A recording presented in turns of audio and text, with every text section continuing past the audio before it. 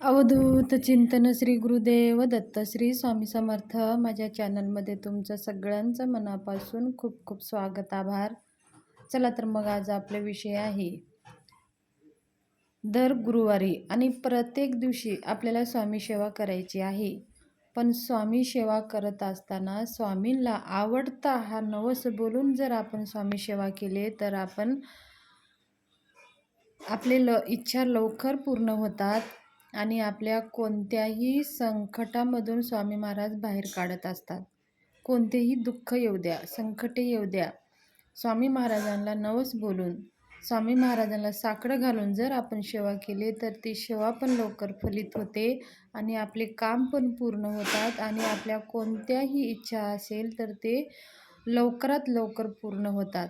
तर ते कसे नवस बोलावे, स्वामी महाराजांना आवडता नवस कोणता आहे, ते सगळं आज ह्या व्हिडिओमध्ये आपण जाणून घेणार आहोत. व्हिडिओ स्किप करू नका, पूर्ण पहा.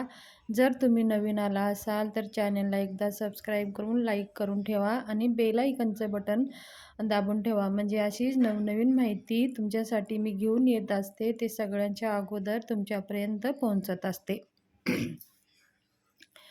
चला तर मग आपलं स्वामी सेवाला नवस कसं बोलायचं असतं बघा. कोणत्याही देवाची सेवा करत असताना, स्वामी सेवा असो किंवा तुम्ही कोणत्या देवाला मानत असाल तर आपण स्वामी महाराजांना नवस बोलायचा आहे. नवस म्हणजे काही स्वामी महाराजांना सौदा करायचं नाही. काही लोक काय करतात की आपलं हे काम होऊ द्या, आपलं नोकरी, मला चांगली नोकरी भेटू द्या आणि मी 5 किलो पेढे देईन, मला चांगलं मनासारखं जोडीदार भेटू द्या, मी 10 किलो केळी देईन, असे नवस लोक बोलत असतात. पण हे चुकीचं आहे. हे सौदा झालं. तुम्ही मला हे द्या, करून द्या, मी तुम्हाला हे देतो. स्वामी महाराजांना जर नवस बोलायचा असेल तर आपण असा नवस अजिबात बोलायचा नाही. स्वामी महाराज ब्रह्मांड नायक आहेत. आपण त्यांना काय देऊ शकतो बघा. आपण श्री स्वामी समर्थ सारामृत वाचला असाल तर त्याच्यामध्ये आपण वाचायला भेटतं की स्वामी महाराजांसमोर किती सोने, चांदी, हिरे, धन धान्य कितीही लोक आणून देत होते, तर स्वामी महाराज कधीही ते घेत नव्हते. सगळं त्यांचे सेवकरीच घेत होते. स्वामी महाराज हे ब्रह्मांड नायक आहेत, ह्या सृष्टीला चालवणारे आहेत, त्यांचे चालक, मालक, पालक आहेत. ते ह्या प्रत्येक मनुष्याला ते देणारे आहेत. आपण त्यांना काय देऊ शकतो तर त्यांची लोंगोट जेवढी ह्या ब्रह्मांडाची पूर्ण धन जरी आपण त्यांना दिलं तरीही त्यांच्या जो काही ते अंगावर वस्त्र लोंगोट वापरतात त्यांच्या बराबरी नाही. तर आपण त्यांना असा कधीही सौदा करायचा नाही. जर स्वामी महाराजांना बोलायचं आहे, नवस बोलायचं आहे, आपल्या दुःख संकटातून आपल्याला दूर व्हायचं आहे, तर स्वामी महाराजांना असंच त्यांना आवडता नवस बोलायचा आहे.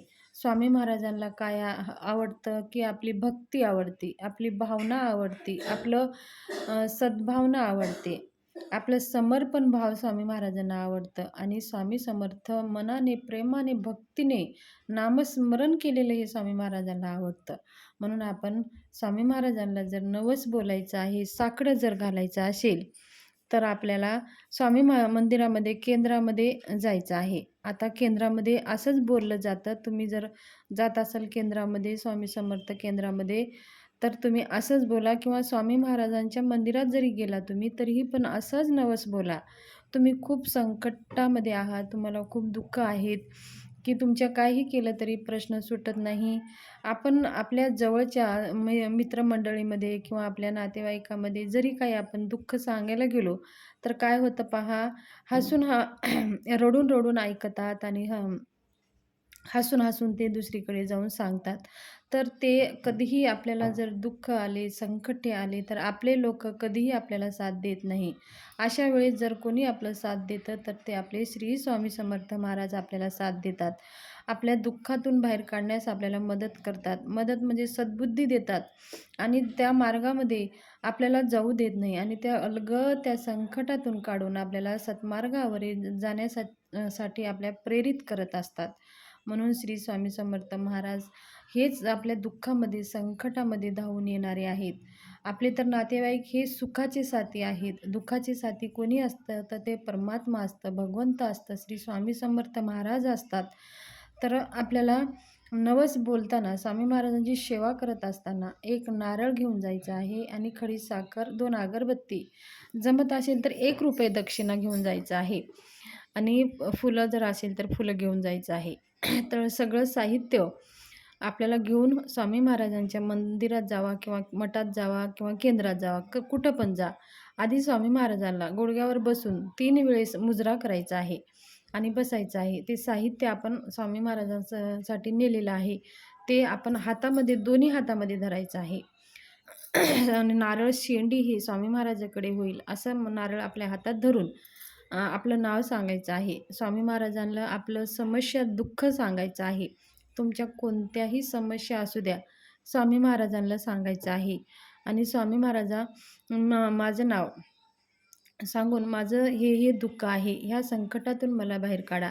तर मी तुमची स्वामी समर्थ सारामृतांचे 108 पारायण करेल किंवा 51 पारायण करेल किंवा 21 पारायण करेल. यथाशक्ती तुम्ही मनात ठरवून घ्या किंवा तुम्ही श्री स्वामी समर्थ, श्री स्वामी समर्थ ह्या मंत्राचं दररोज 11 माळी जप कराल. तारक मंत्राचं दररोज 11 वेळेस म्हणाल. त्याचबरोबर श्री स्वामी समर्थ आरती, स्वामी समर्थांची 108 आरती किंवा 51 आरतीला हजर राहाल. ज्या त्रिसंध्या आरती असतात, त्या आरतीमध्ये कोणत्या आरतीला आपल्याला जमेल, त्या आरती हजर राहून स्वामी महाराजांची आरती करायची आहे आणि श्री स्वामी समर्थ महाराजांची सेवा करायची आहे. ही सेवा तुम्ही करून पहा. श्री स्वामी समर्थ सार अमृत ग्रंथाचे 108 पारायण हे आधी कल्पवृक्ष ग्रंथ आहे. जे मागाल ह्या भक्तीने, श्रद्धेने, भावनेने जर ह्या ग्रंथाचं पारायण आपण कराल तर आपण जे मागाल ते तुम्हाला प्राप्त होईल. कोणत्याही इच्छा तुमची असे अपूर्ण राहणार नाहीत. हे अनुभव सिद्ध सेवा आहे. हजारो लोकांना आणि त्याचा अनुभवसुद्धा आलेला आहे आणि ते मलासुद्धा ते अनुभव आलेला आहे. कधीतरी माझा अनुभव जर एखादी व्हिडिओमध्ये मी शेअर करेल तर तुम्ही ही सेवा करा किंवा तुम्ही ही सेवा पण करू शकता. आणि स्वामी महाराजांची 108 आरतीला जर आपण हजर राहिलात तरीही आपले सगळे ह्या 108 दिवसामध्ये आपले सगळे प्रश्न सुटतात. तर त्रिसंध्या आरतीमध्ये आपल्याला त्रिसंध्यामध्ये सकाळी 8ला आरती असते आणि त्याच्यानंतर 10:30ची नैवेद्य आरती असते, नंतर 6ची नैवेद्य आरती असते. अशी स्वामी महाराजांची आरत्या चालत असतात. ह्या आरत्यामध्ये कोणत्याही वेळेमध्ये आपल्याला भाग घ्यायचा आहे. तर एक आरतीमध्ये तुम्ही घ्या आणि 108 दिवस आरती तुम्ही कंप्लीट करा. जर काहीमध्ये अडचण आली असेल तर ते अडचणसुद्धा तुम्ही ते स्किप करून पुढे 108 पूर्ण करा. तर अशी स्वामी महाराजांची सेवा करणार आहे असं नवस बोलून ते नारळ तुम्ही स्वामी महाराजावर ठेवून द्या आणि मग लगेच स्वामी महाराजांची सेवा करायला सुरू करा. तुम्ही सेवा करायला गेला तर ह्या सेवा चालू असताना तुमची कामं पूर्ण होऊन जाईल, तुमचे कामं मार्गी लागतील. तरीही तुम्ही जे स्वामी महाराजांसमोर सेवा बोललेली आहे ते सेवा पूर्ण करा.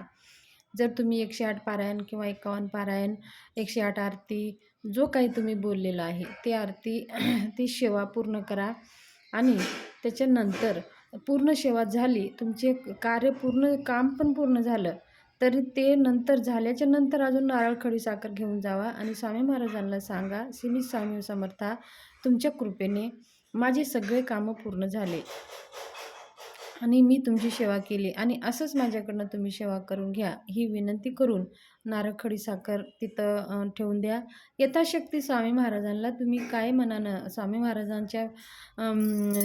महाराजांना आपण कोण आहेत त्यांना काही देणारे, तेच आपल्याला देणारे आहेत. म्हणून यथाशक्ती तुम्ही काही पण तुम्ही दान देऊ शकता.